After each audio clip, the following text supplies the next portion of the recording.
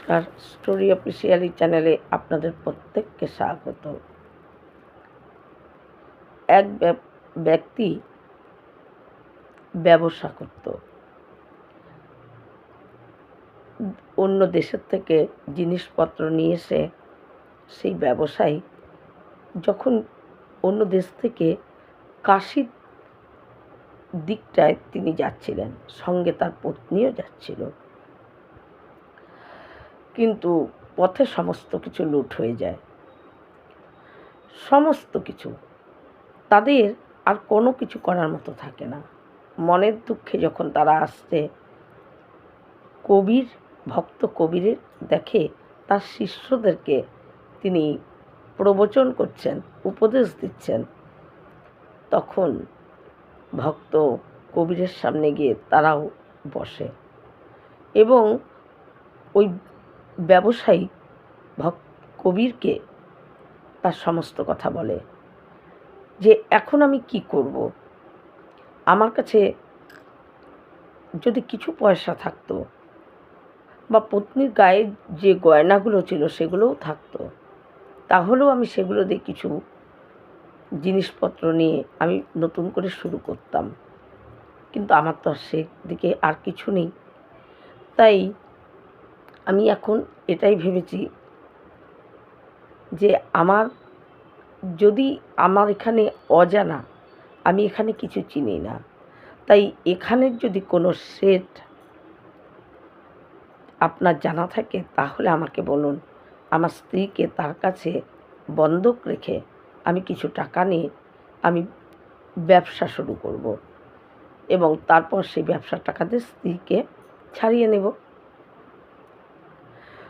কবির বলে, তুমি স্ত্রীকে বন্ধক রাখবা?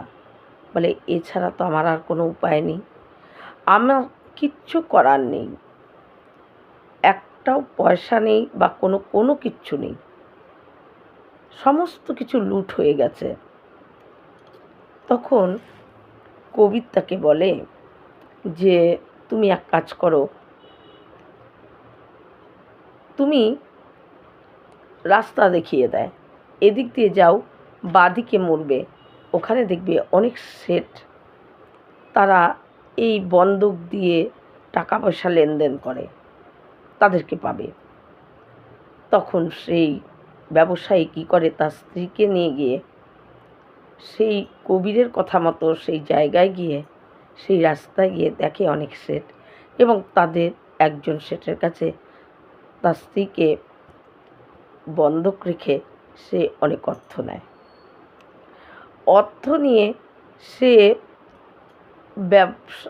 জিনিসপত্র কিনে ব্যবসা শুরু করে এবং ব্যবসায়ী যেহেতু ব্যবসা করার তার অভিজ্ঞতা ছিল, তাই সে প্রায় 1 বছরের মধ্যেই সে ব্যবসা করে সে অর্থ জমিয়ে তার স্ত্রীকে ছাড়ানোর মতন অর্থ তার জমে গেছে। সে যখন স্ত্রীকে ওই সেটের কাছে পয়সা নিয়ে আনতে যায়, তখন ওই সেট তাকে বলে যে দেখো, তোমার স্ত্রীকে আমি কি করে দেব, তুমি রেখে যাওয়ার পর তোমার স্ত্রীর ভয়ানক অসুখ হয়েছিল, আর সেই অসুখে তার মৃত্যু হয়ে গেছে। এই শুনে ব্যবসায়ী প্রচণ্ড ভেঙে পড়ে এবং কাঁদতে থাকে। বলে, আমি অনেক চিকিৎসা করেছি, কিন্তু কিছুতেই সে ভালো হয়নি। তারপর আর কি করবে ব্যবসায়ী তখন বলে যে আমার স্ত্রীকে আমি বন্ধক রাখলাম, আর তার মৃত্যু হয়ে গেছে, সে আমাকে ছেড়ে চলে গেল। আপনি এক কাজ করুন, আমি যা অর্থ আপনার থেকে নিয়েছিলাম সেই অর্থগুলো আপনি নিয়ে নিন, অন্তপক্ষে আমার স্ত্রী এইটুকু বুঝতে পারবে যে আমি তাকে রেখে যে অর্থ আমি নিয়েছিলাম সেই অর্থ আমি শোধ করেছি। কিন্তু ওই সেট বলে যে না, এই অর্থ আমি কি করে নেব, তুমি যা জিনিস আমার কাছে রেখেছো আমি সেটাই ফেরত দিতে পারছি না, তাহলে আমার তো তোমার থেকে টাকা পয়সা নেওয়াটা এটা আমার অধর্ম হবে। আমি এটা নিতে পারবো না। তবে অনেক বলার পরও সেটার টাকা নেয়নি, টাকা পয়সা নেয়নি। কিন্তু ব্যবসায়ীর তার স্ত্রী চলে যাওয়ার জন্য তার মন খুব ভেঙে যায়। সে নিজে হাতে তাকে ওই শেঠের কাছে বন্ধক রেখেছিল, অর্থ নিয়েছিল, অথচ সেই স্ত্রী মৃত্যু হয়ে গেছে শুনে প্রচণ্ড কষ্ট পায়। সে আবার মন ভাঙা অবস্থায় ওই ভক্ত কবিরের কাছে আসে। কবিরের কাছে এসে সে সমস্ত কথা বলে। কবির তখন বলে যে, দেখো, তুমি কাশী নরেশের কাছে যাও, অর্থাৎ কাশী দেশের যে রাজা তার কাছে যাও। সেই রাজা খুব ধার্মিক, ন্যায়পরায়ণ। তার কাছে গেলে তুমি বিচার পাবে। সে সত্যি কথা বলছে না, তুমি যাও। কবিরের কথায় সেই ব্যবসায়ী যখন কাশীর রাজার কাছে যায় এবং রাজার কাছে গিয়ে সমস্ত কথা বলে, রাজা তখন যার কাছে শেঠকে ডেকে পাঠায়, বলে যে, তোমার কাছে স্ত্রী বন্ধক রেখেছিল? শেঠ বলে, হ্যাঁ।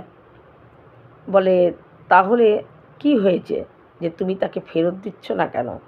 বলে, আমি তো তাকে বলেছি তার স্ত্রীর অসুখ হয়েছিল, মৃত্যু হয়েছে। বলে, তার প্রমাণ দিতে পারবে?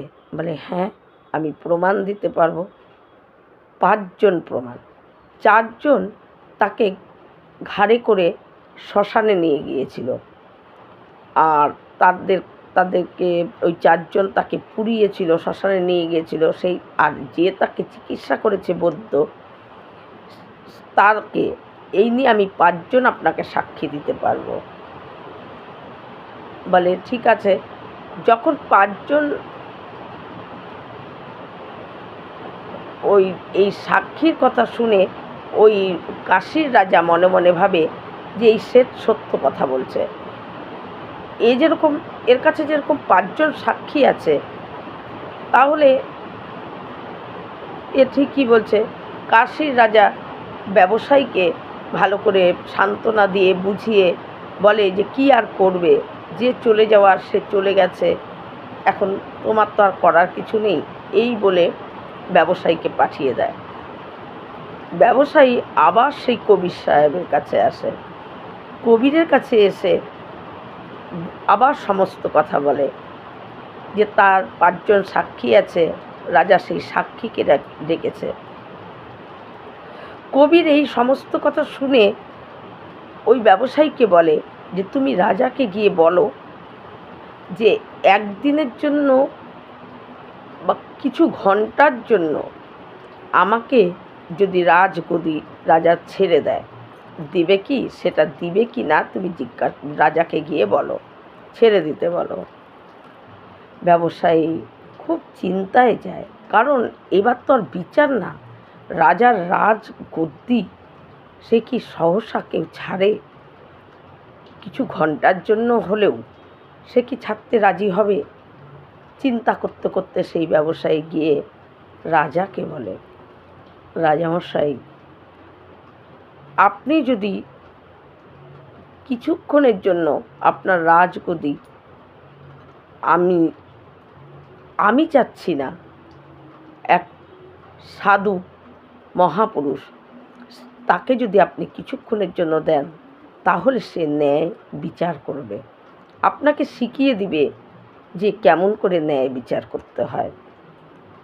কিন্তু রাজা চিন্তা করে যে এ তো চাচ্ছে না রাজগদি, কোনো সাধু বা কোনো মহাপুরুষ, সে যেরকম চাচ্ছে রাজা রাজি হয়। বলে, তুমি নিয়ে আসো, কে আমার রাজগদ্দি কিছুক্ষণের জন্য চায়, আমি তাকে ছেড়ে দেব। তখন ওই ব্যবসায়ী ভক্ত কবিরের কাছে যায়, আবার কবিরকে সঙ্গে নিয়ে সে আসে। রাজা উঠে দাঁড়ায়, কবিরকে রাজ সিংহাসনে বসতে বলে, কিছুক্ষণের জন্য আপনাকে রাজা করে দিচ্ছি। কিন্তু কবির বলে, আমাকে অন্য আসন দাও, আমি তোমার রাজ সিংহাসনে বসবো না। রাজা তাকে অন্য আসন দেয়। কবি, ভক্ত কবি সেখানে বসে এবং রাজাও তার সামনে আসন পেতে বসে। তারপর ওই কবি আদেশ করে, যার কাছে বন্ধক রেখেছিল তার স্ত্রীকে, বলে তোমার 5 সাক্ষীকে নিয়ে এবং তাকে আনার জন্য আদেশ করে, এবং যার কাছে বন্ধক রেখেছিল সে তার 5 সাক্ষী নিয়ে সেখানে আসে। এদিকে ব্যবসায়ী চুপ করে দাঁড়িয়ে থাকে, রাজা বসে আছে। কবি জিজ্ঞাসা করে যে তোমরা, বদ্যিকে প্রথমে জিজ্ঞাসা করে যে আপনি কার চিকিৎসা করেছেন, আপনার কাছে যে চিকিৎসা করতেছিল আপনার বাড়িতে সে এসে ওষুধ নিত, নাকি আপনি রাজা এসে এই সেট এসে ওষুধ নিত, নাকি আপনি গিয়ে দেখতেন?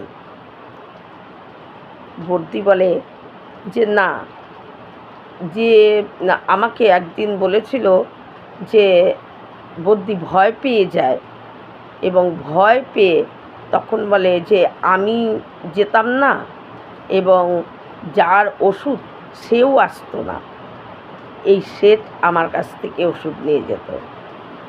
বদ্যি যখন এই কথা বলে তখন কবির বলে যে আপনি তাহলে রুগীকে না দেখেই আপনি ওষুধ দিতেন?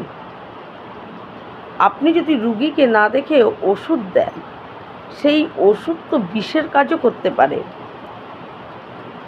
কারণ ওই সেট এসে আপনাকে বলতো, কিন্তু প্রকৃত রুগীর যদি সেই অসুখ না হয়ে থাকে আপনি কি করে ওষুধ দিতেন? সেই ওষুধ তো বিষের সমতুল্য হবে। আসলে যেই রোগের সেই ওষুধই খেতে হয়, কিন্তু ডাক্তার যদি না দেখে কেউ যদি মুখের কথায় ওষুধ দেয় আর বাড়িতে যদি তার অন্য অসুখ হয়, তাহলে সেই ওষুধ তো তার বিষের কাজই হবে না। দেখো বদ্যি, তুমি রুগী না দেখে ওষুধ দেওয়ার জন্য তোমাকে কারাগারে বন্দি হতে হবে। এই কথা শুনে বদ্যি খুব ভয় পেয়ে যায়। তখন বলে, কবিরের পায়ে পড়ে বলে আসলে আমাকে কিছু স্বর্ণ মুদ্রা দিয়েছিল আর এই সাক্ষী দেওয়ার কথা বলেছিল। আমি নিজে গিয়ে কোনো দিন দেখিনি কার অসুখ, এবং এই সেটও আমার কাছে এসে ওষুধ নিত, কিন্তু আমি জানি না। এই কথা বলার পর তখন যে তুমি কেন ওষুধ দিতে, তখন বলে যে আমি অর্থের জন্য এই কথা আপনাকে বলছি, আসলে কেউ ওষুধ নিত না। সেখানে একটা প্রমাণ হলো। এদিকে তারপর যখন 4 জনের আর সাক্ষী ছিল, ওই 4 জনকে জিজ্ঞাসা করে তোমরা যখন মৃতদেহটাকে নিয়ে যাও, ওখানে নিয়ে গিয়ে শ্মশানে নিয়ে গিয়ে তাকে স্নান করাতে হয়, তোমরা নিশ্চয়ই তাহলে দেখেছ তাকে? তখন তারা বলছে যে না, আমরা নিয়ে গিয়ে একদম পুড়িয়ে দিয়েছি। বলে তোমরা নিয়ে গিয়ে পুড়িয়ে দিয়েছো? তোমরা যখন নাকি, বলে আমাদেরকে সমস্ত কিছু রেডি করে দিয়েছে, মানে প্রস্তুত করে দিয়েছে, আমরা কোনো কিছুই দেখিনি, খালি কাঁধে করে নিয়ে পুড়িয়ে দিয়েছি।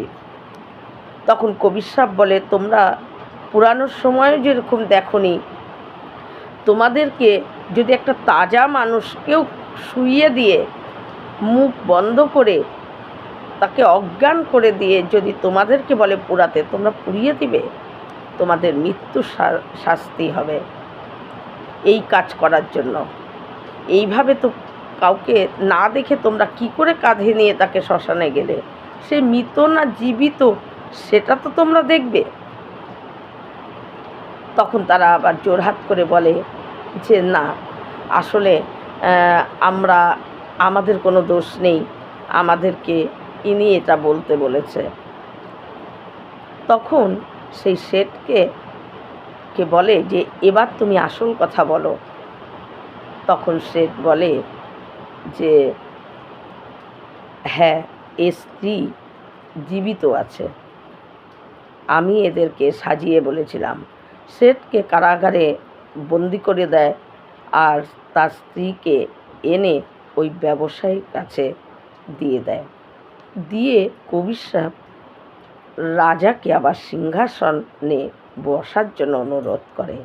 আর রাজা জোরহাত করে কবির সাহেবকে বলে, আজ আমি ন্যায় বিচার কী করে করতে হয় সেটা আমি আজ শিখলাম আপনার থেকে। এই বলে কবির সাহেবকে প্রণাম করে আর ব্যবসায়ী তার স্ত্রীকে ফিরে পায়। তাই এটাই হলো কবির সাহেবের ন্যায় বিচার। তিনি ন্যায় বিচার কী করে করতে হয় এবং দুষ্টকে কী করে শাস্তি দিতে হয় এবং ভালোভাবে কথা বলে সত্য কথা কী করে বের করতে হয়, কবির সাহেব সেটা জানে। এই রকম ভিডিও পাওয়ার জন্য আমার চ্যানেলটিকে সাবস্ক্রাইব করবেন। নমস্কার।